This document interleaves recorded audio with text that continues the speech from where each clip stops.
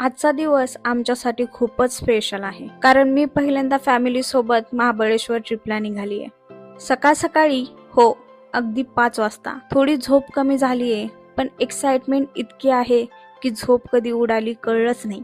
घरातून निघाल्यावर पुढचे 2 तास कसे गेले समजलेच नाही. दोन्ही बाजूला डोंगर, हिरवळ, थंड हवा, मध्येच एक छोटीशी चहाची ब्रेक घेतली.